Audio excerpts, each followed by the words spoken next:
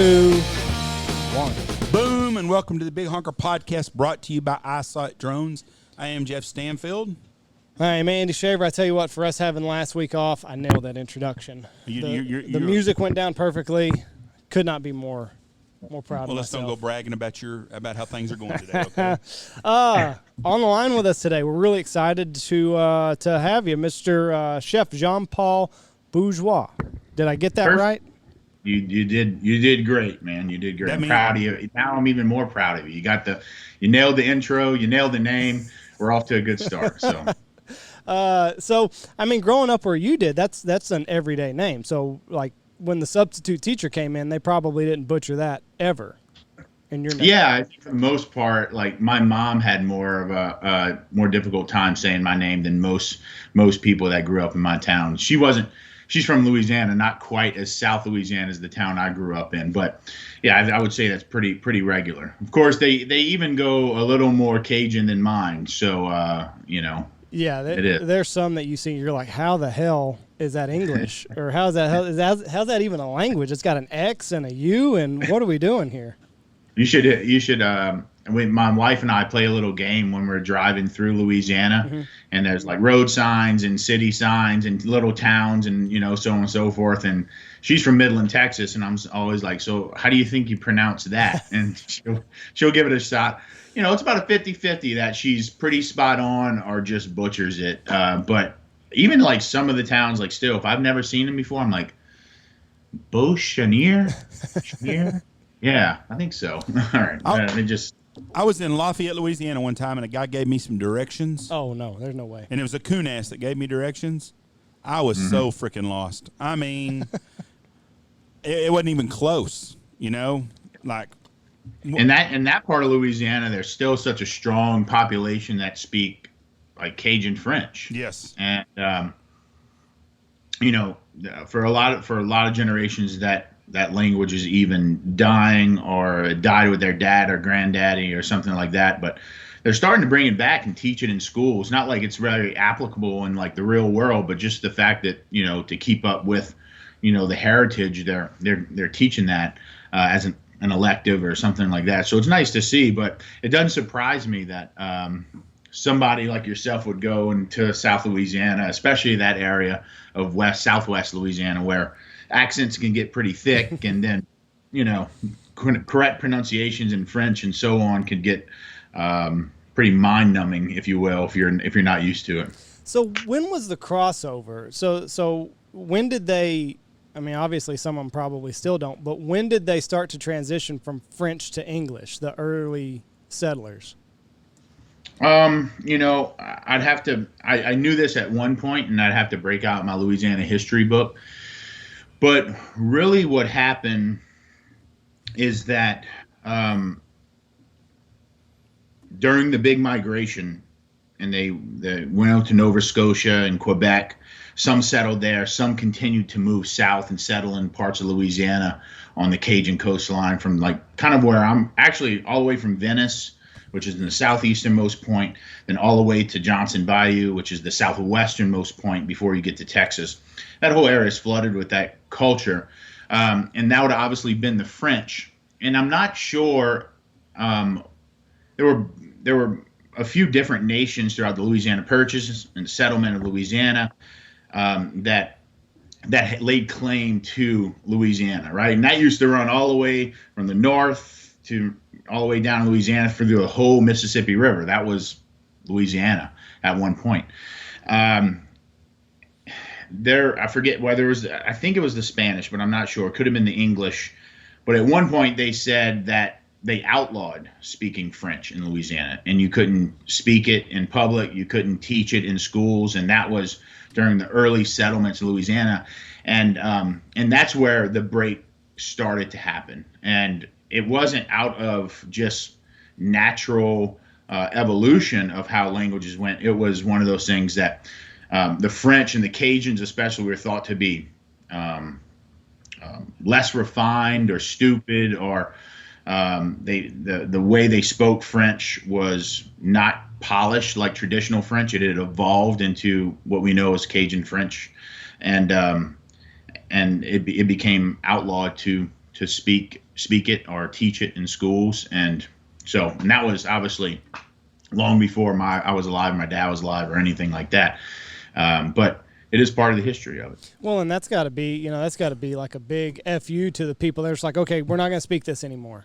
And then all these people are like, was that part of the Monroe Doctrine? Yeah, I'm comfortable with saying I don't know. Okay. If I would have known, I would have caught up with my Louisiana history before coming on. But no, I don't know the answer. But it is, one thing I will say, like, I think Louisiana's history, it's obviously it's a part of it's part of American history. But it's so diverse and impactful because of the Mississippi River, right? And the Mississippi River being the largest port and the country, especially at that time, and going through New Orleans, it just brought in people from all over, different walks of life, countries, and so on. And so you see all that folded in throughout the course of Louisiana's history, layers and layers and layers throughout decades and generations. And so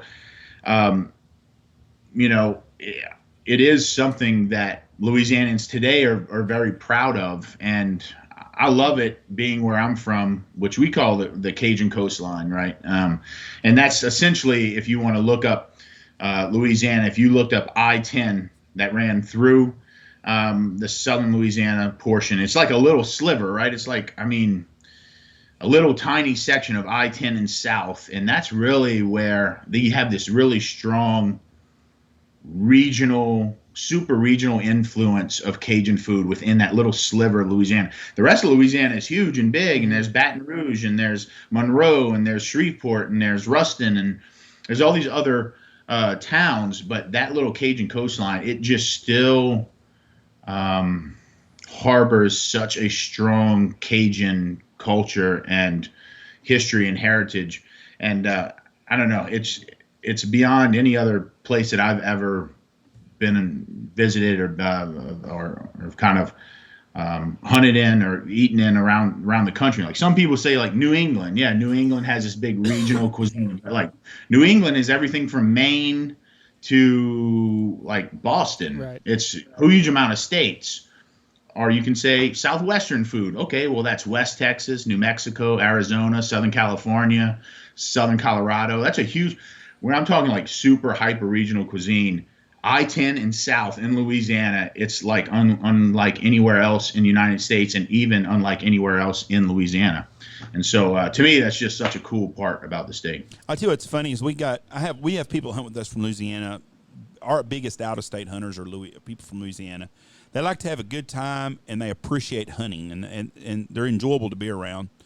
And we got two sayings here. If you want to get rid of something, you tell someone from Louisiana that it's illegal and it tastes good, and you don't have to worry about it. They'll get rid of all of it. Second thing is the funny thing is the guys from northern Louisiana will call themselves a coon ass, and the guys from southern Louisiana are like, hell no, you're not a coon ass. The coon asses are definitely from I-10 South. Yeah, I would agree with that. I mean, most people that I know from north of I-10, they basically wave the white flag and say, we get it. We're not like the rest of those folks south of I-10. Doesn't make them bad folks. They're great folks. But they just carry a little more. It's a little more prairies and country. And as you get farther north, it becomes like, I don't know, it feels more like Arkansas. As you get further northwest, it feels more like Texas. Yeah.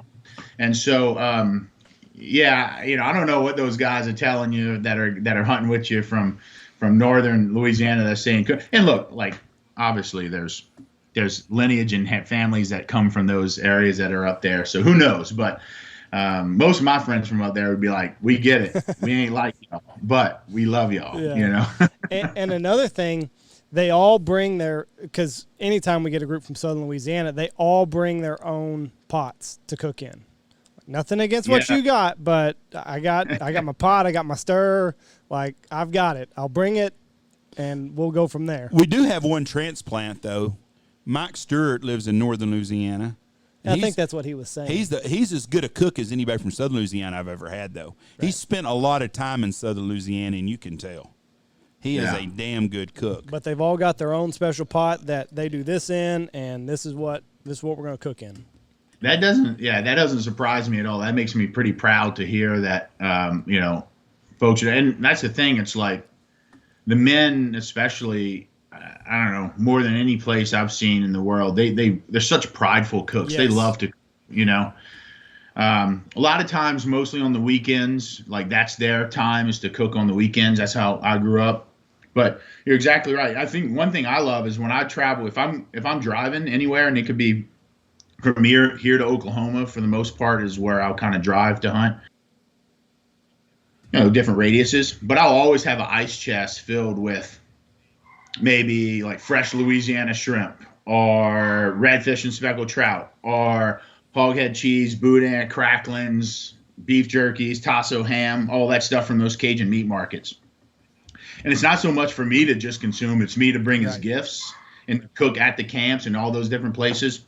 I really love doing that, and people really seem to really, really enjoy that. I'm going to guarantee you they do. You get to that central, especially when you get into that central kind of interior sections like Kansas, Missouri, and all that, where they don't always have access to those types of things. I think people appreciate kind of those Louisiana seafoods and different meat markets. There was a recipe, and I forget which episode it was, but you mentioned Tasso ham. Was it the first one? Your first episode? You probably, they all probably went together for you. Yeah. And I was like, I had to look it up. Like, what in the hell is Tasso ham? I've never even heard of it. Yeah, Tasso ham, that was in the white bean soup recipe in the first episode. That I actually had a whole other recipe I was supposed to cook for that episode, and we lost light, so we didn't get to do what I wanted to do. And luckily, I had just taken literally. I remember telling my mom, and I was like, she had these 2 quarts of fresh cooked white beans in the fridge, and I said, "Ma, taking these. I don't know what I'm going to use them for, but I think they're going to come in handy."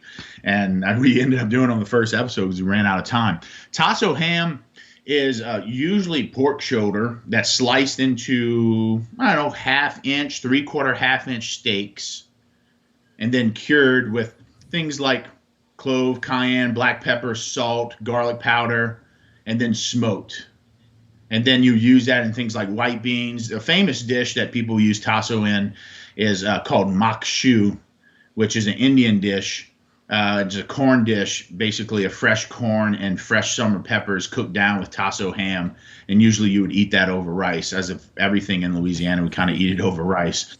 And so that's kind of like where, I mean, it's used a lot. Shrimp, like Tasso and shrimp soups and stews and stuff like that. But essentially, it's just a cured pork shoulder that's cut into steaks and smoked and then preserved. And, we don't have we talk about this a lot. Well, I talk about this a lot because I've worked a lot in barbecue and I spent a lot of time in Texas. I mean, Texas has all these great butcher shops, all these great barbecue joints, right? All these great places that are really doing different things and so on. Well, the equivalent to that in Louisiana is Cajun meat markets. It's the places preparing all the, we don't serve brisket like by the pound or 1/2 pound like they would in Texas. We serve 1/2 pounds of andouille that you take home and cook, or tasso that you take home, or stuffed pork chops and stuffed chickens and stuff like that. And so it's like a meat market that has prepared. What's up, Rhett? I'm doing a podcast. You want to come on? You want to say hello? Even then I'm watching Brazen. Okay. Kids are the greatest. Now, I got a question about Tasso ham. Is that also what they have in the lowlands in South Carolina? Isn't that area real famous? What's the ham that they have there? Country? You're talking about like country ham? Like around Charleston, South Carolina and stuff. Because when we ate there, they had ham that they had on all their menus, and I thought it was Tasso too, and it may not have been.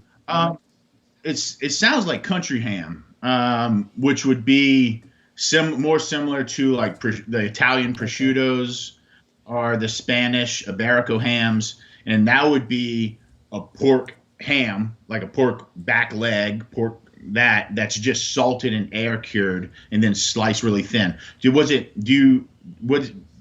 sliced really thin and kind of put on a plate or like put on different things? Like you would eat it like a like a sliced ham, or did they cook with they it? had or it both? on all the menus had it. I'm trying to think. I'm trying to look it up and see what it was. But it was that, and they had freaking pimento cheese on everything. Oh yeah. And they had Yep. a bacon jam that they put on a lot of stuff. Because I always Yeah. like to try Yeah. to eat normal, regular stuff from a certain area. Yeah, they're really proud of their pimento cheese in that area. Of course, the Low Country, as they call that area, has so much in common with Louisiana's marsh and swamplands and so on. But its foodways are a little different. It has much, like Louisiana has a lot of African influence into it. Because of the slave trade and so on. But that all mixed with the French, the Spanish, the English, the Native Americans, the Cajun and Creoles, which created this kind of melange of Cajun food that we have in Louisiana. Whereas Charleston has much more, like it's a lot of Charleston, that food of the Low Country comes directly from the Geechee and the Gullah communities of that Low Country, which kind of evolved with the French and the Spanish that kind of settled Charleston. It didn't really mix and create this new thing. It was almost like an evolution. I mean, you see a lot more like really strong direct links into African cuisine in that area. Yeah. You said something earlier that the guys in your area all cook, and that out here it's the opposite. I don't know of a whole lot of guys that cook. They might, they'll grill or they'll barbecue or something, but guys from Louisiana, the guys we have out here, they can bake, they can grill, they can boil. It doesn't matter what the cuisine is. Like, they have a recipe for everything, and they've even said that, like, the guy that Jeff was talking about earlier, he's got a whole freezer for when he dies. His wife can at least have a month or two of food set aside, because she doesn't know how. I mean, he cooks all the meals, and he said weekends, I fire it up, and all the kids, all my kids, all their friends, they come over for dinner. He said, I get eyes on them, I make sure they're still alive, I make sure everything's okay. And I mean, it's a culture almost that is just so unique to that area, because like I said, you get out here and not many guys will cook all weekend. And I don't, obviously can't speak anything for east of you, but it's a special place. Yeah, you're exactly right. And I'm not sure where that comes from or why that is, but I know that it's true. And it's one of those things that we see it personally, and I think I would speak for a lot of men that cook that are from Louisiana. It's such a social and communal thing. We'll literally break out some smoked sausage from the freezer. We have some fresh corn or some fresh beans from the market or from our garden. And we'll literally, and a lot of guys have outdoor kitchens, right? Maybe just like a little propane burner with their cast iron pot that they can set up. And then we'll sit out there at a picnic table and cook this pot of beans, invite 3 or 4 friends over to drink some beers and cook these beans with us. And it almost becomes this reason to just come over and hang out and visit. And at the end of it, after those 2 hours, or whatever it takes, we sit down and eat a bowl of beans, and we kind of go on and go our ways. And that's just something that we don't put as Louisianans. I know it's probably happening right now with my friends back home in Louisiana. I'm in Texas right now at this moment. But I can almost promise you that all those guys that are at duck camp dinners, they're talking about like, hey, what are we going to cook? Or they work on Friday or something. What are we going to cook today? And they're about to gather somewhere and just cook something and stand around, not even sit, and just eat and talk and visit and talk about their week or their weekend and so on.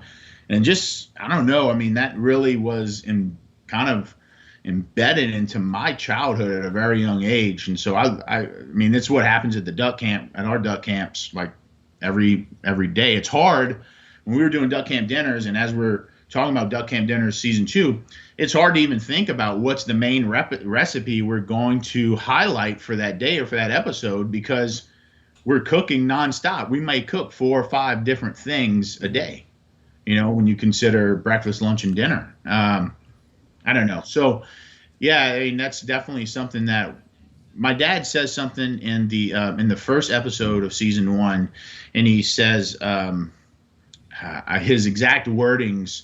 It's escaping me right now, but it's in the first 5 minutes of the episode, I think. But he basically says that food or cooking is the greatest distillation of the culture of Louisiana. And meaning that if you want to take a look at what the culture of Louisiana is like, look at its food first. And he's exactly right. And he's so great with words. He said it perfectly on that episode. But he nailed it. It was Berkshire is that pork I'm thinking of. That's what they have there. Yeah, so Berkshire is a breed of pork that anywhere can get. It is a popular breed right now and has been probably for the last 10 years in search. As people kind of, especially restaurants and chefs, they want to get away from factory farms and just calling it a pork chop. They want you to know that it's a Mangalista, or it's a Berkshire, or it's a Red Wattle, or it's a Bluefoot. Those are all breeds of hogs. And for the most part, those hogs have been diluted into factory farms, which, I got no beef either way. I have a friend in Charleston, South Carolina, that raises heritage hogs that were dropped off by the Spanish outside of Charleston on an island. They grew wild for a century, and now he's farming them.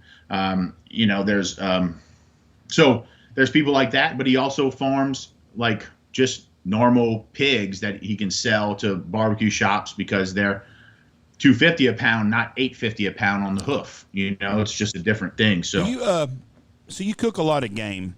Now I've got a lot of people that ask this all the time. The people that hunt wild hogs, they're great to eat, but they're not near as fatty as a regular pig. That's right.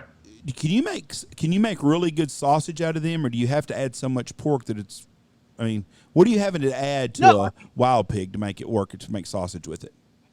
I think you absolutely can. I think so much of this is genetics, right? And so much of it is also how much you're willing to do the work, right? And because they still have fat back, wild hogs, they still have belly meat. And when I talk about genetics, I'm talking about the intermuscular tissue that you grade steaks with. And so you might be familiar with prime steaks or choice steaks or Wagyu or so on. And all that spiral, that web of intermuscular fat that's within there, that's given that meat its tenderness and its richness and its succulentness and so on. And the same goes with every piece of meat, and especially pork or wild hogs. And some wild hogs have none of that. Some have more. And so then obviously making a fattier sausage is beneficial for that. But first, I would start with the belly and cut that into your shoulder or your ham pork. Your ham's always going to be the leanest. Your shoulder's typically going to have some more intermuscular tissue. It's going to have some more webbing. It's going to have some more visceral fats within the sections of that shoulder that's maneuvering. But that ham, it's lean. I mean, feel your own ass. You know what I mean?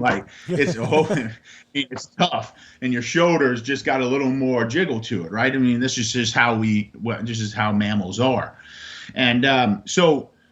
I would say some of it's genetic, some of it's doing the work, getting the belly meat, getting the fat back out of that hog, and being okay.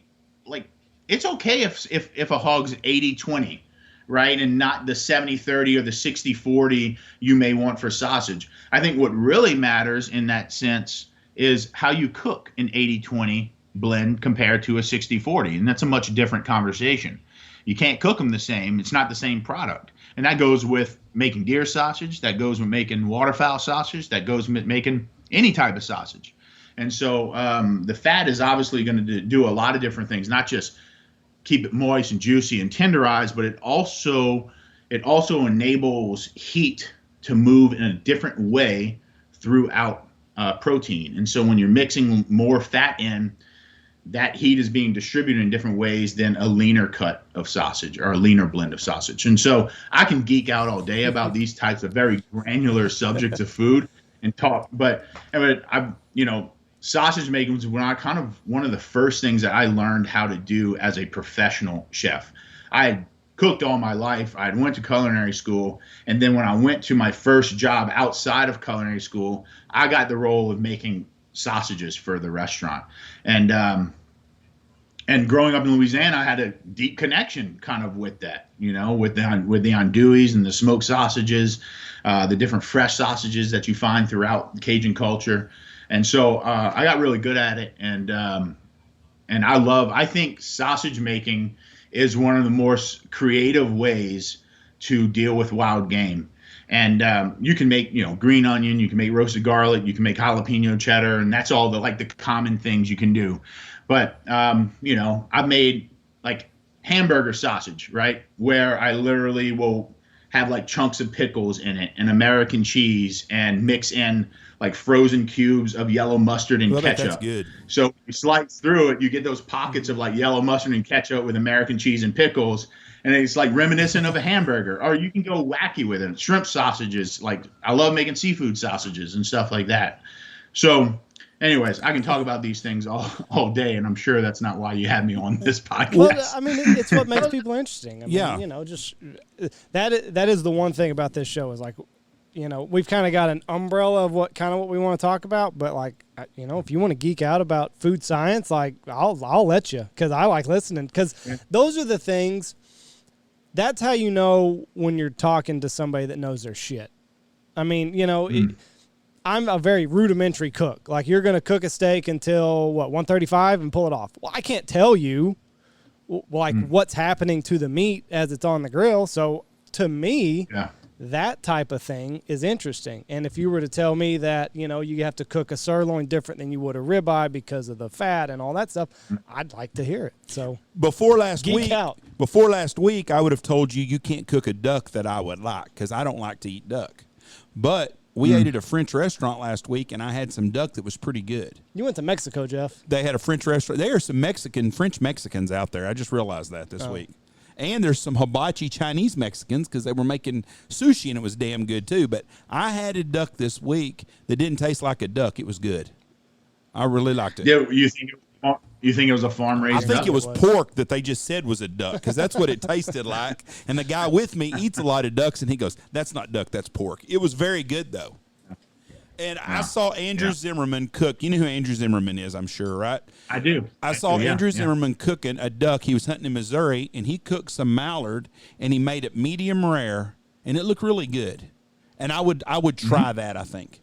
But anytime I've tried to do a duck like that, you could always tell it was duck. Yeah, the biggest problem that wild game cooks have, especially when it comes to things like mallards, are ducks with a nice proportional, nice thick fat cap, right? The ducks that we kill in Louisiana, they're so lean at the time, they eat all grass for so long, like they're really they have a skin layer that goes over this breast. The ringnecks have we call them little butter balls, because they have a nice little eighth of an inch fat cap on them.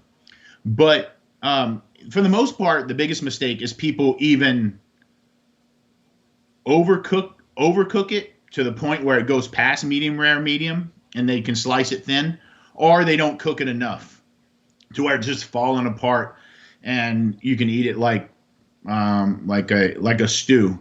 And I often say, like, Cajun cooking, because of it goes in a pot and cooks, and it gets tender, and it's just cooking with all these different onions and garlic and different things and mushrooms and so on. We have all these different stews. It's the great equalizer for wild game cooking. And to your point, like you said earlier, if you want something to disappear, just what did you say? Make it illegal. Tell a coon ass it's illegal and it tastes great. For the most part, the reason why our food tastes good is because we make sure to cook it till it's falling apart and tender. I started cooking a lot of ducks that way, like Zimmerman did in Missouri. And it even, it takes Louisianans a little getting used to see a medium rare, medium duck. sliced thin and then served with whatever, because they're just so used to it just being just tender, kind of falling apart. Right. So what is it like? You're fresh out of culinary school and you get your first job.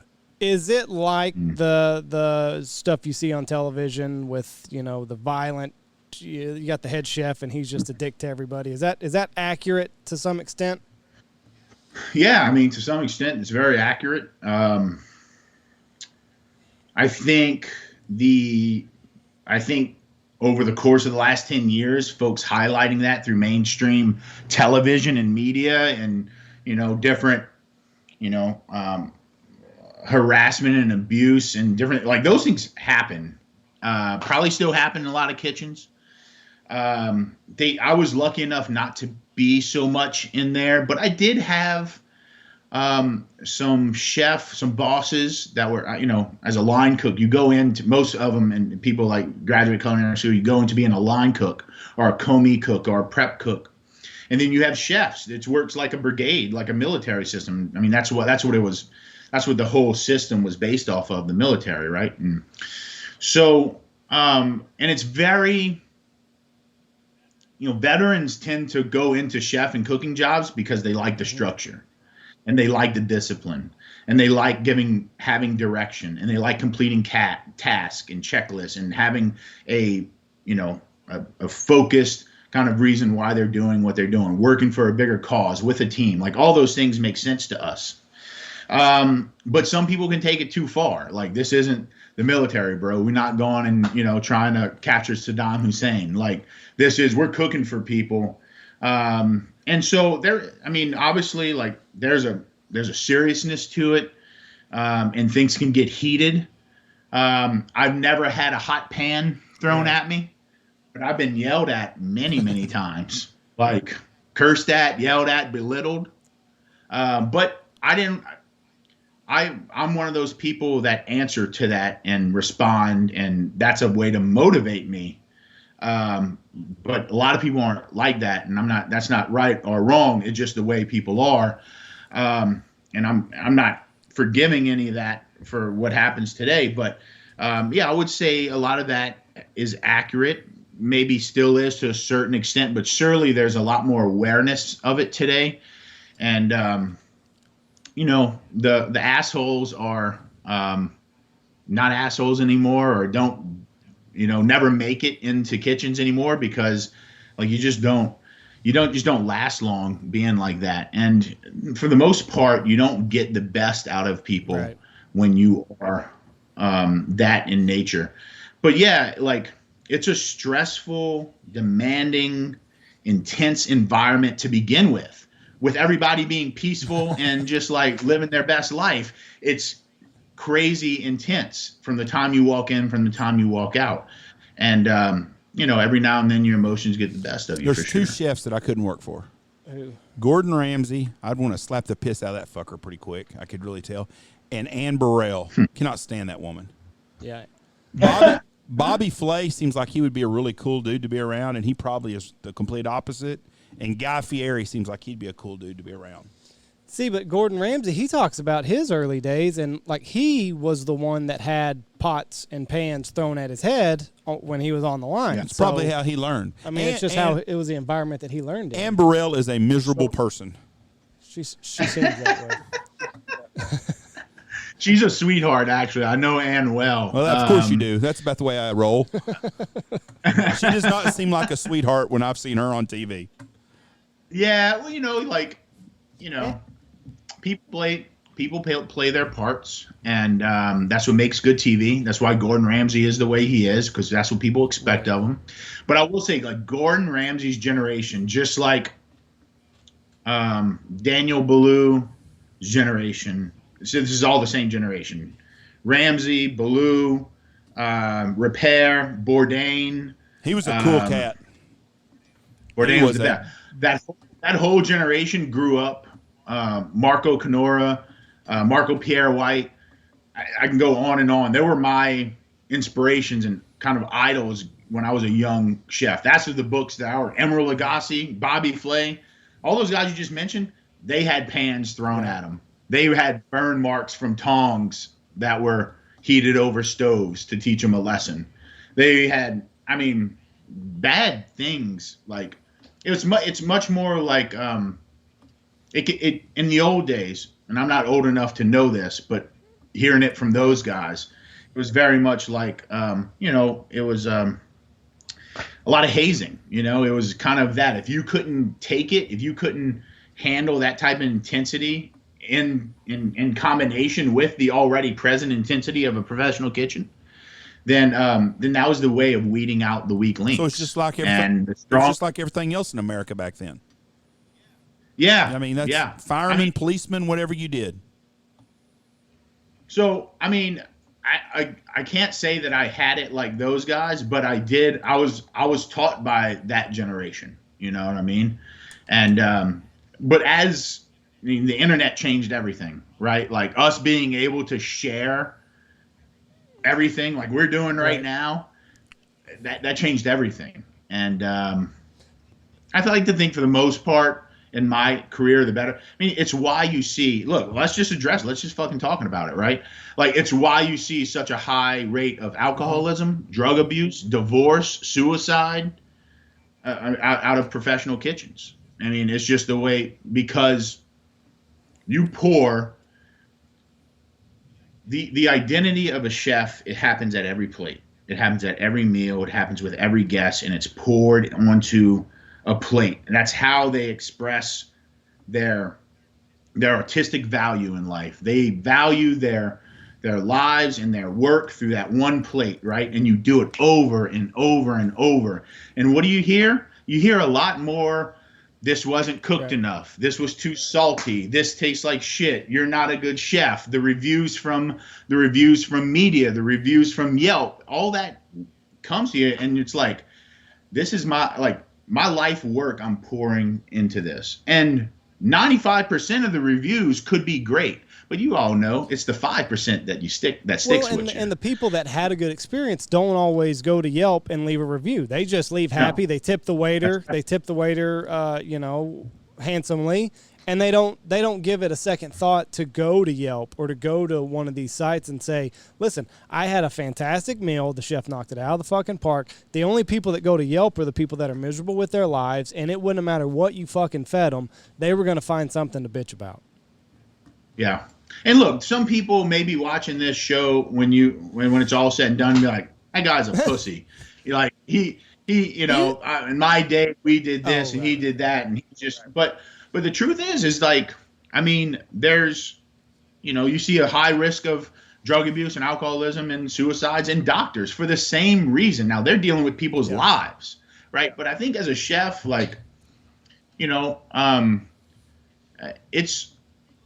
look at our craft as just as much of an art piece, like a painting or a sculptor or a woodworker or or somebody that's making machine parts for NASA, and so but not all those guys or women, men, like they don't have like something, like you're not going on Yelp and saying, I don't know, this chair built by so and so is a piece of crap, and I just burned it. Threw it on the wood pile. I don't know. So it kind of hits. It's a very sensitive subject. For 4 years for me, when I was at my last job, I read every review. Oof. Hear me out. Do that. Every review from Google, TripAdvisor, Yelp, and there's one more or something like that. And not only did I read them, but I responded to every positive and negative comment that I would get every morning for 4 years. And after that, and like I said, like kitchens make mistakes. I make mistakes.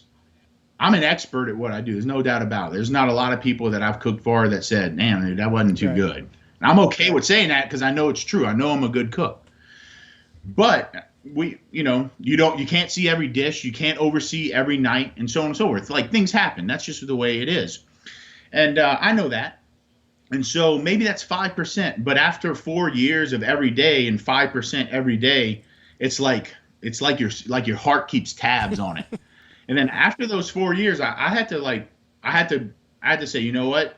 I started feeling things I shouldn't have felt and started thinking things I shouldn't have thought. and started acting ways towards people that I didn't have any manner acting towards. And I was like, something is off in my life. I stopped doing that. I gave it to somebody else because it needs to happen. You need to address. You need to say thank you to the people who said, loved your food, great night. It was a great birthday dinner. Thanks for coming in. Let me know next time you're in. I'd love to say hello. That's a great response. But you also have to be willing to talk to I believe. And I do this on YouTube comments through Duck Camp dinners too. And you can read them. And I'll go through the comments and I'll respond to as many people as I can every day. And even the ones that say like, this show is shitty, there's not enough hunting, and you're too sentimental talking about wetlands conservation. And I'm like, thanks for following along. You know, I'm glad you tuned in. I disagree, but keep on watching. Maybe you'll like it. You know, so I don't know. I feel like it's worth it in a lot of ways. But from those 4 years when I was a young chef and I was reading it every day, I don't know. There's certainly, you can feel like how that could. And you think about a chef that's doing that for 20 years. So how did you decide to go down that rabbit hole of let me look at every comment that somebody's saying about my restaurant? What clicked in your brain and said, hey, this will be beneficial to me? I want it to be accessible. I wanted to people. I took over a restaurant that was 12 years old. Okay. It was kind of a legacy restaurant in the restaurant group I was working at. But they came to me and they wanted the menu to be freshened up. They wanted a new point of view. So I knew that there's people that go to restaurants that order the same thing every day, That's right? Me. Like, and if you take that off the menu, like they're not going to be happy, right? Even if it's the lowest seller, like that's how we we look at a menu mix. Some things sell 20 a night. Some things sell 5 a night. If the thing that sells 5 a night over the course of every night, you're like, okay, I probably need to replace this menu item. It's not selling well. It's a high food cost for me. It takes a lot of prep work on the back end, so on and so forth. But those 5 people that used to order that when they came in, they're going to freaking tell you about it. They're going to tell you about it. And they don't care that it didn't make you any money. It wasn't a good business decision to keep it on. They just care about the thing that they came in for every week was gone. And I'm like, I get it. And so I felt, because I made those decisions like that was the decision that I made to a restaurant that had been around for longer than I had been there.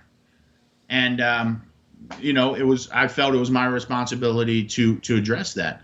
So, but for the most part, I've always felt, and this is, even in my career, the way it's going right now, even in, like, I think it's so important from a social media standpoint to answer every comment that goes on here, and not just with like a praise hand. I hate that. What? If somebody comments with just an emoji, I'll respond back to them. But if somebody tells me something, I'm going to write a complete sentence, mention their name, and say thank you. And I don't know. I mean, I think maybe that's old. I don't know if that's old fashioned or new fashioned or just common courtesy. But I feel like I just always wanted to be present. I always wanted to be somebody that people can talk to. And I am. Like, that's just the nature of me, wants to interact with people. Like, I want to be giving advice or hearing criticisms. It's not always easy, but that's how you grow. Like, you better listen to the whispers before they become screams. Right. You know what I mean? So, like, people keep telling you something over and over again, those whispers are going to become something. They're not going to be positive or negative, right? But, I think those comments, whether that's on Yelp reviews or YouTube or Instagram, it's your insight of how people are reacting to the story you're telling, and it maybe would have been easier to ignore it and delete it and say, fuck it, those guys don't know what they're talking about. I'm the boss here. But that also, doesn't allow you to grow as a human, as a professional, So I don't know. I just know how the internet skews negative. And so, you go, I mean, I think it's commendable what, kind of what you thought you were going to do, but I just know how the internet, the negative is 10 times as large as probably what it is in real life. And I don't know. I just worry about your mental health. I mean, obviously, you know, that's over with, and you're not in that world anymore as a chef running a restaurant. But I just know how the internet skews towards the negative side of things, and I just worry that if you dove in that way, it would not be good for your mental health in the long run. You're 100% right. And if I would know what I know now as a 37-year-old, which I didn't know as a 30-year-old, and I was the youngest executive chef in the restaurant group. It was a multi-unit business, grossing over $20 million a year between businesses, over 150 employees. And it was my first executive chef job. It was a lot to, you know, and I've always kind of considered myself to be I'm not going to say an overachiever, but an over deliverer. Like I want to be that person that exceeds the expectation of what somebody's given me. And so, you know, in a lot of ways that was just me trying everything I could to connect with people. And maybe that worked a lot of times. Like now I have people that follow me on Instagram that say, ever since you, and there was like, I forget this guy's name, but it was a bad review. I responded back in a professional way. He came back in, turned him around. He became a lifer at the restaurant, and he follows me on Instagram. He comments on every post, you know, like all these different things. And I still, you know, we chat over direct message. How you doing? How's the kids? And so on. And that was from a bad interaction. And I don't know. I think I'd like to believe that I could bring some positivity into this world, into those negative comments. And I can't change everyone. Shoot, I could probably only change a small fraction of them. But maybe somebody just needs to be shown some love and some, you know, another way of like responding to things. That happened. It happened on a recent episode, maybe like episode 3 or 4. You know, some guy from Canada or something commented on my weight, right? Commented on how like bad we or something like that. And like, all my friends that in the crew, they all comment too on the threads, by the way. Like you'll see Jesse Lagarde, Mike Bruder, Jay Scheck-Snyder, Ben Robichaux, and they're commenting on YouTube, and they just jumped all over this guy. And I'm just like, look, it's cool, man. Like if you even got to bother to know my story, how I used to weigh 350 pounds, I lost 100 pounds. Men's Health did an article on me. I gained 50 pounds back, and that's when we shot the show. That's just me. My weight swings. I got to work hard to lose it, but it's real easy for me to gain it. Are you a stress eater? No, I don't know. I don't think I'm a stress eater. My big thing is I overeat. And go there. I'm like Jeff. You can't. I just have this bottomless. Right, you can't see Jeff, but he's a bigger guy, but he's a stress eater. I mean, we've got a lodge out here that it's 7 days a week, hunters, and listen. It's just not stress eating. I like to fucking eat. Well, I don't no more. I had stomach surgery 3 months ago, but if I didn't, I weighed 350 and now I'm down to like 265. But I like to eat, and I still like to eat. I just can't eat much of nothing no more. But I'm the same way. Yeah. But also I'm I'm not sensitive about my weight. If someone wants to call me a fat ass or something, they're gonna have to go way, way deep down to hurt my feelings. I mean, fuck, I got a mirror in my house. I know that. I ain't stupid. I'm not stupid, and I have glasses. I know. So I don't get hurt if someone says something about my weight. But and it's not creative either. It's like that's the best you got. Like you were pissed at me, and the best you got was calling me a fat ass. Like that's it. Like I can hurt your feelings, but you're not going to hurt mine. I'm going to sleep just fine at night, knowing you. Yeah, I mean, I'm going to have a biscuit before I go to bed, probably with some ice cream or something. But I'm not even going to lose sleep over you call me a fat ass. Them days are way beyond. When I was chasing women and young, I cared. I don't care no more. I got a question for you. Do you watch other cooking shows at all? Not on Food Network or things like it. I hate culinary competitions. I hate competition. Oh, I love them suckers. Yeah, and you should. They're mostly really well done, and I think for I think I judge on culinary cooking shows. So I'm a judge on Beat Bobby Flay, right? I watch that show all the time. Yeah, so right now I've probably been on only 8 episodes as a judge, right? And they've had 25 seasons or something like that. So it's not like I'm an everyday thing, but I don't know. I think that cooking for this machismo kind of thing, I'm the best cook now. I think it dilutes the reason why we should be cooking, and so therefore I don't support that type of thing.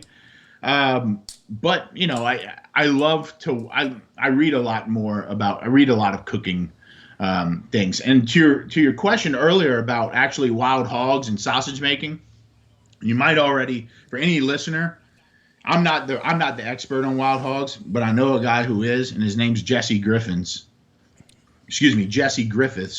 and he's out of Austin, Texas. I've seen him on TV before. Yeah, he's been on Meat Eater a couple times, and he has a book called The Hog Book, and his whole was he on Rogan recently? Is that who I'm thinking of? Maybe so. Let me look it up. Maybe so. He has a book called The Hog Book. He's really awesome, man. His first book which was the first book I ever bought with my own money is called A Field. AFIELD, A Field. And I loved it so much. I've been a fan ever since, and now we've hung out and I know him and it's all good. But the Hog Book should be for hog hunters the book that you have to base everything that you're going to cook off that hog with. His whole thing is, eat a hog, save the world. His whole thing in Texas is harvesting those wild hogs to better sell at his restaurant, use at his butcher shop. He does it really. He's an important person when it comes to that conversation, especially. Well, I mean, definitely out here. I mean, pigs are in Texas. They're a problem. So, I mean, if you can find a way to eradicate them and make them taste, delicious, then more power to you. Go ahead, Jeff. I had two. One I was going to ask you about that, and there's a show on Netflix called Fried, and it's got a black guy, and he goes to different places, and it's just fried foods. Have you seen that show? Dame Drops. I love that series. That's a really good series. My next question was, do you eat at any franchise restaurants? Yeah. I mean, if it's around and I have a craving for it, for sure. I have no qualms with going to McDonald's or Taco Bell. No, nothing like that. I meant like a upper class franchise. I consider Texas Roadhouse. No, fuck Texas Roadhouse is no good. Oh Papa Do's, I think, is a great restaurant. Have you? I've never eaten at those. I know I see them all over Texas when I'm in town. I mean, I'm in the Houston area right now, and they're all over. But I've never eaten at them. Not at that specific one, but I know what you're talking about now. Those regional franchise restaurants. Yeah. Yes. Yeah. Do you like Papa I Do's? think Papa Do's is the best franchise restaurant that I've been to. Copeland's of New Orleans, have you had one of them? I think they're pretty good too. Yeah, there's one close to my hometown in Houma, Louisiana that we always went. That's where we took our prom dates to in high school. That stuff's pretty good. But Andy's Texas Roadhouse, no, not even close. No, I didn't know what you were talking. I didn't know when you said franchise. Papa Do didn't come to my mind. I didn't know what you were talking about because number one, we're 3 hours away from a Papa Do, so I don't even go to Papa Do very often. Anytime you're in the Metroplex, you do. Anytime I'm in the Metroplex, I do, but that's 3 hours away. But because it's good. It's very good. Texas Roadhouse, you consider good? I like Texas Roadhouse. What? My wife loves Texas Roadhouse. I love it. You should be ashamed. Married to a chef, and you're going to Texas Roadhouse to eat. She gets the fried chicken salad. It's like we've got a plate with ranch and cheese on it. So we got a cafe in town that does that here. That's as good as theirs. It's excellent. Cobb salad is hard to beat. Yeah, so I just looked it up. I was trying to look it up. Jesse Griffiths was just on Rogan about 6 weeks ago, talking about the Hog Book. Yep. I gotta say, your show has this Bourdain feel with you narrating the way that you do. It's kind of got this Anthony Bourdain vibe going on, and I really like that. I don't know if that was intentional. I know you said he was an influence of yours as a chef, so I don't know if it was intentional, but I did get that watching your show. Yeah, I mean, yes, that was intentional. We didn't want to create a cooking show like you had seen before. We didn't want to create a hunting show like you had seen before. And we wanted to really approach this from a cultural kind of perspective of how we can use the duck camp to see into people's cultures and foodways and music. That's right. Every episode features a Louisiana musician on every episode. Because we want to constantly fold in just what that duck camp is bringing to the table. And as far as Bourdain goes, like, I love to write. I'll write poetry. I write short stories. I read both. I take classes on writing. I study narration, voiceover, voice deflection, things like that. I've always admired like really great, thoughtful insights, edited into kind of different things. And that's, Bourdain was really good at having this heady defiance of a people and place wherever he went. And it wasn't always pretty. It wasn't perfect. It wasn't polished. It was a lot of times dark, and it was a lot of times it was confrontational. It was poetic at the same time, but and obviously his voice was so good and so present in the moment, not just when he was actually interviewing people, but in the voiceover work. So yeah, I would say that was a huge influence of mine. My dad has a great voice as well. Again, you can see that on episode 1 and episode 6. And he spent a lot of time on the radio too. He's a lawyer, so his delivery, like how to deliver his case, I think was a way he fine-tuned that. Probably not on purpose, but it's also how he got. It's probably why I've always responded in the kitchen to people voice, right? Like, and how their sternness, their tone, and so on. So anyways, again, I can get geeked out about that too, but also I just thought it was important to add context with like showing an oil rig, and with land loss and conservation, with talking about hurricanes, and with talking about way things made you feel, and so on. And so yeah, that's something I really enjoy doing, and something I put literal weeks and weeks and weeks into, over and over, editing, redoing, and because when my director was putting all this together in season 1, he was in Virginia, I was in Louisiana, Texas, New York, and a mix of both. And I would carry, like, I have all my voiceover equipment in my bag right now. What do you have, just like a 6 Zoom or something? Yeah, just like a simple little what's the dean? He sent it to me, right? Like, now, so he would send me clips, and he was like, "Can you write something about this?" And I would just like write, and then I would do the voiceover. I'd send it to him. He'd give me like, well, it doesn't quite fit. Can you do this? And I'm like, redo it. And like, so we would go hours and hours on days just for one episode, just to get like certain things right. Yeah, and I don't know. I've like, in my younger days, I wrote a lot more than I do now. And I think menu writing kind of took the place of me writing expressionally. But now what do you mean I write by that, a lot menu more. writing? Like describing the dishes and stuff?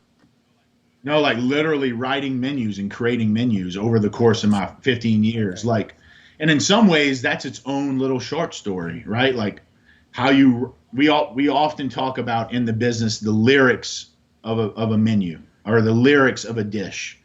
And so it may be cast iron roasted pork chop, and then underneath is like this lyric that's like maple mashed sweet potatoes, charred corn. Oh, right. Something where it all like, kind of flows and has this poetic sense to it. Yeah, and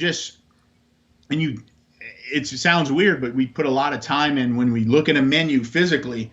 Y'all, as a consumer, if you're looking at that menu and reading it, we're talking like, okay, where do we want their eyes to go first? And there's a lot of science behind like how people read menus. And as a creator of a menu, where do you put certain things? If they're more expensive or less expensive, how do you pair them? Is it all pork in one thing? Is it in numerical value from cheapest to most expensive, or vice versa? All these different things. And so a lot of times I feel like my other creative writing kind of pushed to the side because menu writing. But now that I don't write as many menus every day, I mean, I still write them once a week or so, but now I've had more time to get back creatively and think about things that, as a 37-year-old, mean more to me than, some dish on a menu. It's interesting that you mentioned that because, and when I went to go get my beer, I don't know what all shows you listed as what you don't watch, but I don't watch it anymore, but for a while I was watching Bar Rescue with John Taffer, and every once in a while he would go off on like the science of running a restaurant, running a bar, like the lighting. If you have fluorescent lights, it affects your eyes different than these new fancy duller lights, and it makes you tired and it makes you not want to be there. But the science behind, okay, where's the eye going to fall first, and how do I place these things around it? So when you're constructing a menu, do you like just like a simple plain 1 or 2 page, you open it up and there's a little bit on the inside and there's a back cover, or are there pages? Yeah. Typically I'm a single page menu guy. I want something as a consumer, and it's also important, like as a chef, the kiss of death for a chef is to think that you're actually writing this menu for you. Mm-hmm. That's what puts more restaurants out of business and more chefs on unemployment line than anything, is thinking it's about you. It's not about you. If you're lucky, you have half the stuff on the menu that you love as much as the people that are eating there. You're lucky. The truth is, you just get tired, right? You get tired of recreating it all the time. But anyways, so yeah, I mean, I like one single thing because as a consumer, I say that because it's important as a chef to actually. I often told my cooks this, like they would work there for a year and never eaten at the restaurant as a guest, sitting at the table, and we talk about seeing it from their view, right, at a table view. And so I think that's really helpful for you to think about as a chef. What, as a consumer, as a guest in my restaurant, do I want my menu to feel like? Not just what I want it to look like or how I want it to read, but as a guest, what's going to feel good on my hand, the cardstock of the paper, the rise of the ink. Is it one color, 2 colors, multicolored? Does it have a map on the edge or a header or a back? Is the wine list separate? Is there specialty cocktails? Like on a card, how much paper is too much paper? How much clutter is on the table? All these different things. And so that's why I'm in my world, in my head, I always revert back to, whoa, slow it down, keep it simple. And so I like single piece menu right here. Then I flip it over. Maybe there's specialty cocktails, wine by the glass. And then I have a separate book for my wines or beers or so on, if that's more extensive. Well, for me as a consumer, if I go into a place and there's all this razzle-dazzle, I'm thinking they're overcompensating for something. And it's probably shitty food or shitty drinks. Well, nowadays, you don't get a fucking menu. You got to take a picture on your card, on your phone. I'm so sick of that shit. It's the worst. I hate it too. I'm with you, man. I think we've used a lot of whatever you want to say about this pandemic. It is that like it's there's obviously elements of it that is real, right? Like people died right from it. It's something to take seriously. But I think now it's getting to the point, like I went to Starbucks today and I never go to Starbucks. We have a Starbucks gift card. And I was like, you know what? I don't know what the blonde roast coffee is, but I don't know. I'll try it because I've never had that. So like, can I get the blonde roast, the small blonde roast coffee? And he was like, oh, sorry, we don't have that because of we stopped carrying it because of the COVID-19 or the pandemic. And I'm like, okay, so like we don't print menus anymore because of COVID-19. We don't carry the blonde roast that's on the menu because of COVID-19. And it's like, come on, like when are we going to stop making excuses for the little thing? Like stop making excuses for these little things because of this pandemic. Like, we get it that there's some seriousness attached to this, and it should be taken serious. But, like, I mean, have what's on your menu.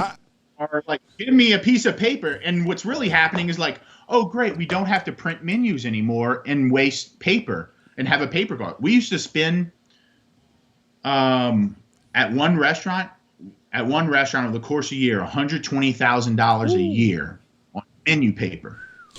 That's crazy. Paper. Let me. I'll give you an example. I just come back from Mexico, and we stayed at all-inclusive resort. First of all, if you're an old timer and you don't have a smartphone, and there are actually people out there that don't have a smartphone, he's screwed, because he wouldn't know what the hell to order because they don't have nothing. Every place had 5 restaurants. All 5 of them had a different code. Then when you got to room service, it was the same way. You had a code. They had a piece of paper. And you took a picture code for room service. Now, that wasn't we all had smartphones, so it was okay with us. It was a pain in the ass. I'd rather have a menu. Then when you get to the frickin' airport, you gotta push a code to show that you've taken this COVID crap. I had to show 3 codes in Mexico to walk 300 yards. So you telling me the first guy? Smartphone? Yeah, you have to show them your smartphone. You have to download it on your phone and put no on 3 things. Like, it's too hard to fucking write a deal. This is another kicker. The bars all close at 11 o'clock in Cancun now. Now, I'm sure there's some bar that's still open because we get fact checkers on every freaking podcast. I wish my fact checkers would go to work on the Biden people. They'd be busy all day long. But at 11 o'clock, all the bars close down. You think about it. At an all-inclusive resort, who's drinking after 11? The fucking drunks. You're saving a shitload of money. The average person goes back. So it looked like a ghost town at 11:30. Everything's locked down and closed up. They're never going to go back. They're going to use that COVID-19 or COVID, whatever the hell it is, excuse forever because they're saving a shitload of money on menus, alcohol, whatever it is. Now, I went to Starbucks yesterday. The blonde roast coffee. No, I didn't get blonde roast coffee. I get this strawberry acai. Is that what you call it? Acai or something. I love them things. Nice. They don't have them son of a bitches nowhere. They're out everywhere. I've been to 4 different Starbucks in 3 towns, and they don't have it no more. So screw the Chinese government and their gosh damn COVID shit. You brought up Starbucks and you put a quarter in him, so like he's all wound up. Well, when you said the blonde, it pissed me off because I ain't got my strawberry drink I like it. He hadn't had it in a year and a half. I mean, it's just like, oh, somebody's rude to you because, like, an employee's rude to you. Oh, that's because they're tired and working overtime because they don't have any employees. Like, it's just another excuse. Right. And it's just, I don't know. It's getting old fast. I mean, we're a year and a half into this now. I just had a guy cancel a hunt with me just now because our company shut down all company retreats just now. Really? Just on my phone, yeah. Crazy. And he said, I bet you're getting a lot of this. I was like, no, I didn't hardly have any of it last year either. You're the first one. No, last year he was the same way, his company. It's not his fault. Oh, right. The big international company, they spend lots of money, and they said, we can't do it. So we've been going on over an hour. We hadn't even talked about Duck Camp Dinner. When did this idea come to your head that you wanted to create a show like Duck Camp Dinner? I mean, it was a couple years ago, 3 years ago. And look, it's a floating camp as the crow flies 3-4 miles from the marina, right? 8-10 minute boat ride. There's nothing intrinsically special about it. And like, it runs off a generator. It collects water in a water tank to use for showers. It has no refrigeration. Everything goes in coolers. You sleep in a room with 5 other dudes in bunk beds, snoring, half smelly from hunting. You know, like, it's not like you're not going to like the greatest lodges in North America. But I don't know. There's just something special about the people that are there, the stories that are told, the camaraderie, the land. You know, some of it is just, maybe a portion of it was for me just to like preserve the memories of duck hunting as a kid, because that's where I duck hunted as a child and where my dad brought me, that basic area. Maybe it was had to do with preserving that so I can relive it as I get older. Maybe it was showing another generation that, but I knew I just wanted to tell the story. I didn't know how to tell it. We shot season 1, people don't get this. Like, especially people in media do not get this. Season 1 was shot over the course of 5 days. Whoa. We created 6 episodes in 5 days. So, and that's why, like, it starts off with like 22 minutes, 20 minutes, then it drops down to like 16, 14, and 17, and goes up to a little bit more because we just started not having enough like different content. But I told my sponsors, I was like, we're going to create 6 episodes, so I needed to deliver on that. But however, it was, sorry, one second here. Somebody called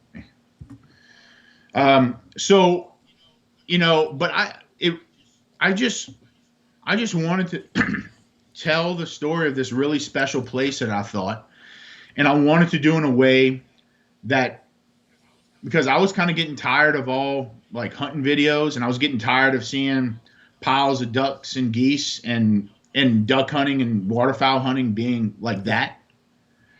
And I got tired of cooking shows being competition cooking shows where everybody had to flex how big our muscles were. And I wanted to create something different that resonated with real people. Like, real people don't cook in competitions in real life every day. You know, you may have like a gumbo cook-off or a chili cook-off or our barbecue cook-off.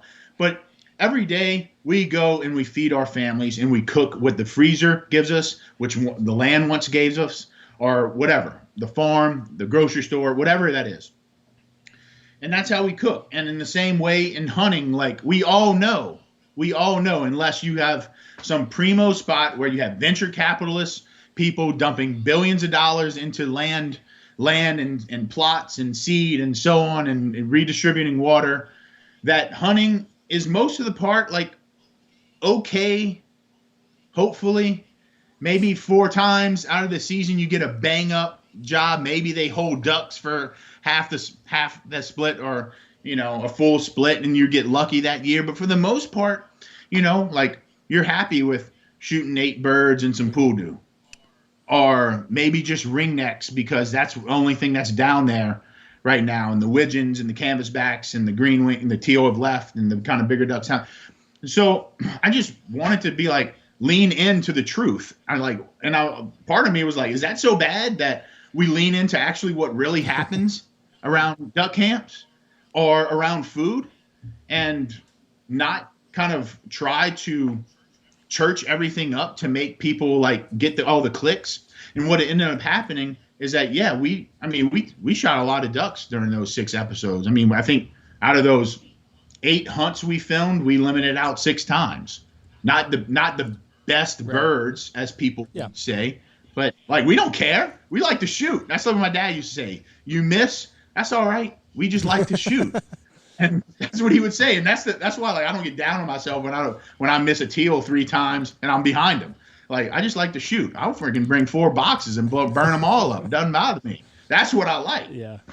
But I just wanted to create something that really spoke to what really happens while we, as hunters, as cooks, and then the whole time use that as a lens to tell the story about South Louisiana, or at least that little duck camp, you know. And people loved it. And what I anticipated, and I didn't know this, but I anticipated there was a lot more people that hunted at camps like ours than they were the big lodges. They may not be floating.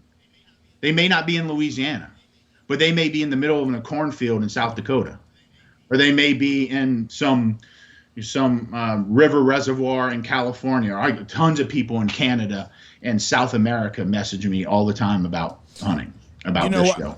And so I knew that little place, even though there wasn't a lot like it, there was a lot of people that saw their own duck camps in that show, and their own friends and their own culture, and that's what I wanted to tap into. If I could choose any other life than what I had, and I've been in the hunting business for 30 years, and I love my life, and I wouldn't trade with very many people in the world, but it would be to be a regular guy that has a hunting camp that he goes to with his buddies and his kids' families, and they get together, because I've got hunters that hunt from us from all 50 states just about every year, and they've all got that place, whether it's a deer lease or a hunting camp or whatever it is, where they go to on their weekends. And I've always thought, man, that would be so cool to have that. And every group from Louisiana that I have, them guys either got a fishing camp or a hunting camp that they go to. Yep. And they cook and they tell stories and they watch their kids or their friends' kids grow up. They watch their kids grow up there and their grandkids. And I've always thought that was a special place. And everybody can relate to that. It's kind of like Anthony Bourdain. His show I really liked. He's a liberal. We have nothing in common politically at all, really. But we had so much in common because I've never had a past with drugs and alcohol, but I've got lots of friends that have. And so I could relate to someone that's been through the problems he had, and then him coming out. And he always had regular people on his show. And I always related to that. But anyways, it's a really cool show. And I think that's what's great about your show is you relate to the average person. Yeah. And that's like, thank you for saying that. That means a lot. It really does. And because that was the hope, and that was the idea, that was the inspiration behind all that. We always say, season 2, as we're developing it, which is going to be awesome. I'm so excited about it. But we could have, at this point, like I could have called up most lodges around the United States and gotten a weekend there and filmed. And as people would always say, you should go here. They'll come like Goose. There's amazing lodges, professional kitchen, so on and so forth. And my response would be, does it have a website? And they're like, yeah, they send me the website. And I was like, then that's not the one we're going to. Like, if it's got a website, it probably ain't where we should go, because it's just that, that's not the people that, nothing wrong with those people like yourselves who are running businesses out of outfitting. But that's not the story we're telling, right? Like, so, it's been pretty wild to see people's reaction, especially once it got onto the Meat Eater platform, because their following is from all over the world at this point, and it's really got. All you have to do is read the comments and be like, "Oh shoot, I think we're on to something," and that's a pretty powerful thing to have people. When I say, listen to the whispers before they become screams. That's one of those ones where you're like, guys, are y'all listening to these whispers? Because this is something that people, it's like one of those things where they never asked for, but now they're glad they have it and they want more. And it's just real life. That's all it is. Like, we're not embellishing on the story of South Louisiana or cooking or hunting. We're just telling it from a perspective of a group of friends that go to this camp. And on season 2, we're going to go to a camp here and a camp here and tell stories from those, in coordination with kind of Louisiana. So, it's a fun time. It's creative. And that's why another part I love it, because I can cook, I can hunt, and I can be with my friends, but also like I can really be creative behind, and the shots and the drone footage and the things we're talking about and the voiceover. And I think that gives me, for me as a creative person, I'm trying to find all these different elements that I can like now be creative in. And video storytelling in that way is giving me that opportunity. How can you creatively cook a pouldu? I just find this so interesting, and I'm convinced that because of what pouldu eat in Louisiana, that we see them as much more edible than anybody else. And wherever people are hunting pouldu and trying them, they must be like, that bird must be eating like mud, or snails, I don't know. Some people say like algae, mud, snails, and stuff like that. Because the pouldu we eat are all eating grass, just like all the other canvasbacks and widgeons and green wings and blue wings and so on. But man, I grew up with them. I mean, we put them in everything. Actually, my Jay Schexnayder, his father-in-law, he's one of the camp owners, and he says, "Screw the ducks. I don't want any ducks. Bring me back some pouldu that I can fry up in the skillet." And that's the way he likes them. But you just do the gizzards, don't you? No, you can the whole damn do everything. No. Yeah, we take the breast plate out, the full breastplate, leave the meat on the breast. And like in episode 5, when we did pouldu gumbo, that's what we put in the gumbo. It was, and so you cook the whole gumbo with just like the floating breast plates with the meat attached onto that plate, just into that gumbo. And I don't know, man, it's delicious. It really is. And we've cooked them all my life. In fact, until I moved out of Louisiana, started hunting outside of Louisiana, I thought everybody ate them. I thought it was like, when I first heard that people turn their nose up to poodle, I was like, wait, hold on. Like, y'all don't eat those? I thought everybody ate them. We need to, it turns out we were the only ones. We need to clarify something for everybody that outside of Louisiana. Poodle is a coot. Yes. So a lot of people are like, what the fuck's this poodle they talking about? Now let me ask you this too. So I'm assuming if you eat a poodle, you've eaten Nutra too. Yeah, I have eaten Nutra. We don't, but that's not one of those things that like we go out and hunt and eat. We hunt them for tails and turn them into the wildlife and fisheries for money. But I have eaten them, and typically the younger ones, because they really are. They're like water rabbits. All they eat is vegetation. So, but they some ugly suckers. Yeah. Well, there's not better food in the world than Southern Louisiana. I don't care where you're at. There's no better food than Southern Louisiana. No, I'd agree. So how did how did they come into the picture? So both Meat Eater and I both have spice blends with Spiceology. Okay. And I think they have 4 or 6 of them. I have 6 of them. And so out of, I think in some ways that helped make the connection. But as we started the conversation, it became obvious to me that they were looking at this show on duck hunting in Louisiana. And they don't work in a lot of waterfowl content, and historically they haven't. I think we're trying to change that. I'm part of trying to change that, as I'm a waterfowl hunter through and through. Like, I don't mind shooting a deer or whatever, but that really doesn't get me excited like go and sit in a duck blind or lay in a goose field. So they knew that, I think, and I think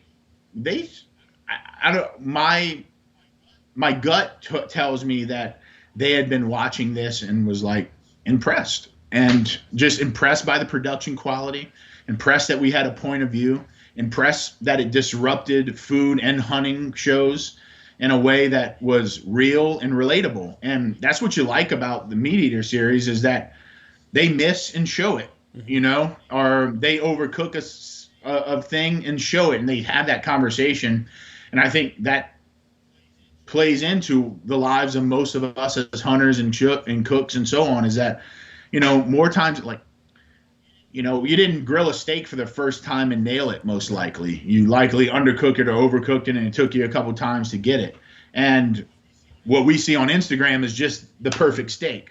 Well, we all know that doesn't happen. And we all know that you don't just go into a goose feed and come out with, 60 snows or however many graders or how many ducks or so on. Like, it takes time and effort and work. Listen, I'm 15 briskets in, and I still have not knocked that son of a bitch out of the park. So hardest piece of barbecue to cook, and it will be for forever.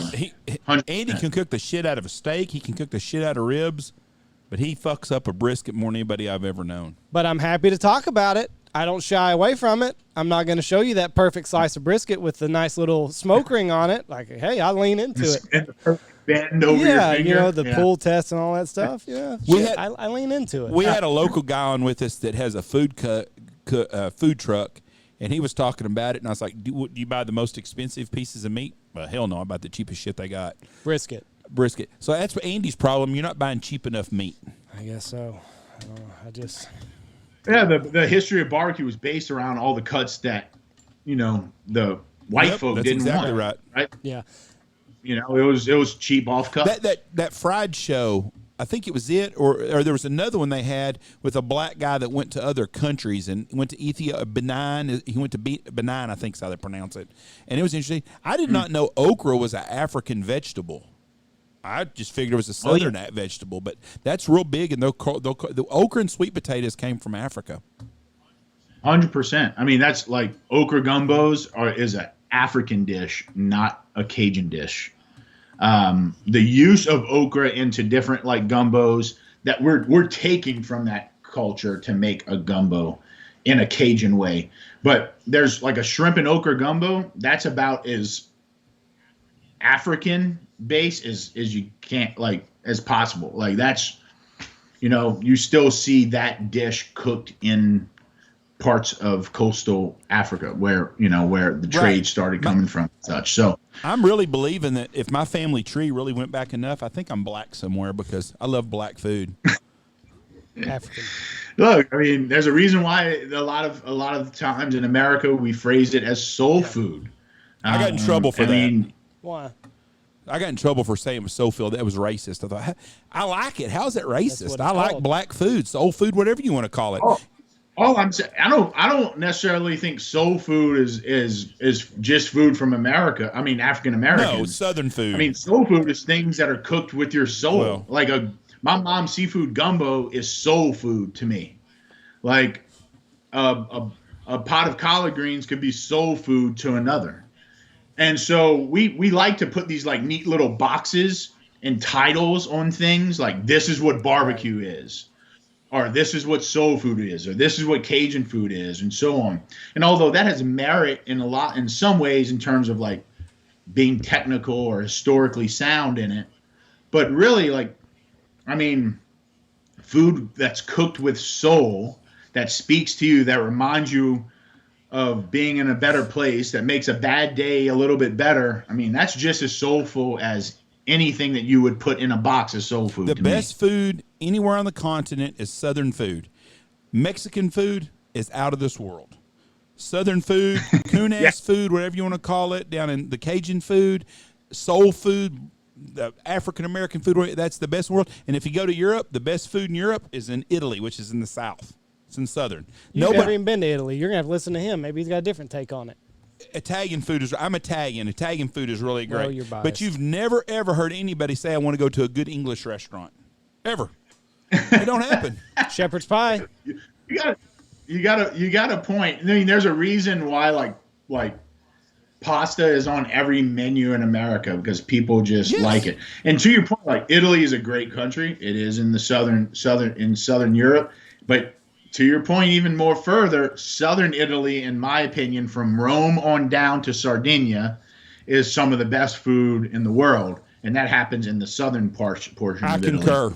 And you've never even fucking been over there. Do you think that it's important for a chef to travel the world? Because you see it all the time. I mean, they travel, they get the local cuisine.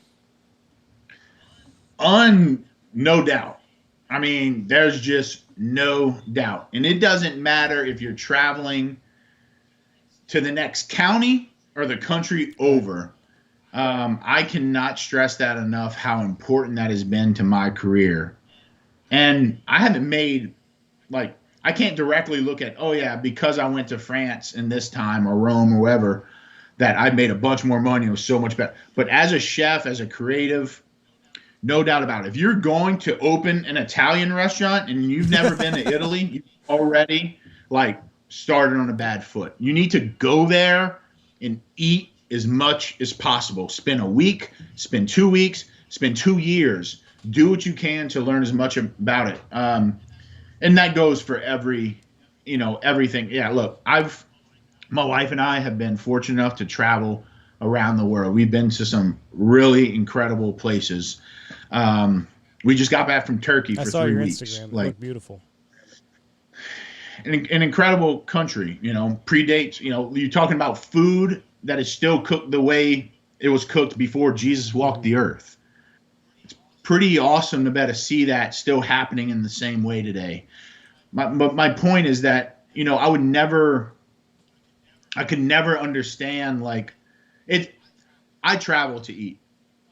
A lot of people, they may go to art galleries or to historical landmarks, and those are all fun. I like those things. But to me, there's no better way to understand a culture, a culture, a people, a history, than really studying its food. And that takes eating it. That takes being uncomfortable, going into places where nobody looks like you. You can't read the menu. All you can do is point.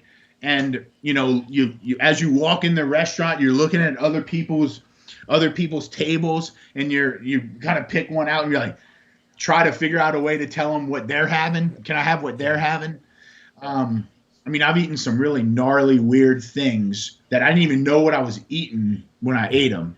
And that's not because I'm brave. That's because I'm just incredibly inquisitive, and I'm willing to like be disgusted, or like the risk is so much worth the reward is so much worth the risk, right? I mean, in that case, for me, anyways, I've been comfortable with being uncomfortable when traveling. Again, Bourdain did that so well, right? Like, and he really kind of brought a lot of that stuff up to the top and had that conversation. You let the guy put a freaking blowtorch on your ear, though. It was basically a Q-tip that had some type of accelerant fuel on it that he lit on fire. Yeah, and look, my ears are still pretty hair free, all in the inside as well. I was thinking about trying that shit myself at home. Being Italian, you get more hair grows out of your ears than on top of your head anymore. And I thought that is really a good idea, though. He totally caught me off guard with that, man. I saw he got his like helper, and I can tell him he said something in Turkish. Of course, I didn't know what he was saying, and I saw him do this thing, and then all of a sudden that sucker was lit, and he's kind of going in one ear, and I was like, "Oh God, I gotta get this on camera." You didn't know what he said. See, I always figure what they're saying is "you fat bastard," so I know that in every language in the world. I'm gonna burn him up. I'm gonna burn this fat bastard up. You're so right though. Whenever you travel, my wife and I, we've traveled. We've not gone to the extensive places that you have, but our last family vacation, we went with Jeff over here. We went to Michigan, and I was so disappointed because we've gone to New York City, we've been to Boston, all these places that have these great eateries. We went to Michigan, which it's a beautiful place. We'll go back, but there was no restaurant that I was just like, we've got to go there. Because listen, I'm going to piss some people off here. The further north you go, the shittier your food gets. And especially like straight after COVID and everything, and you don't have the wait staff. You've just spit the truth out. Michigan, if you don't know this already and you're from Michigan, you probably don't have a whole lot of places that you feel like you have to go. We ate a place in Sault Ste. Marie that was really good. But there was nothing on they weren't known for any particular dish. It was just fried a cafe. Fish. It was a cafe. Yeah, the fried fish. Okay. I can get that fucking anywhere in Texas. A minute ago when I said nobody talks about going to a good English restaurant, that's what I meant. They don't have a lot of spices and stuff in it. So you've done pissed off everybody that hunts with us from the north, Andy. That's okay. You do every show. Their food, they don't have. You got fried fish. I'll give it to you. Great. I got catfish. Now I love the New England coast. So my suggestion, let's just unpack Michigan for a second. And let's talk about like Michigan, Minnesota, Ohio, Illinois, right? Like that whole thing. Eastern Europeans really helped settle that area. Polish, Hungarians, like all that. And so whenever I'm going to a place like that, I'm looking at its history of who settled there, and then that's how I base where I'm going to eat. Go to. And so in that case, I would have said like, okay, like who settled those areas, and who's settling them now? Like Minnesota, St. Paul. Like they have a huge Indian, Bangladeshi population and so on, right? So a good thing to do when you do those little research, instead of saying like, oh shit, well like Michigan and Wisconsin, Wisconsin's cheese curds, right? They may not be known from like a specific dish, but when you start to then you unpack the Eastern European, the sausage making, the schnitzels and all the different things that happen in that culture, then you can get on some really good food. But it's like going into those neighborhoods in those spots that are not going to be on many lists. You know what I mean? I messed it all up. Messed the whole Michigan trip up. Ah. All right. You just got to go back now. The people in Michigan will welcome you with open arms. Please. He pisses someone off on every episode. He always talks out of his ass, so it's okay. We're going to start wrapping up here. We've been going on an hour and a half. I know you're a busy guy. When is season 2 going to come out?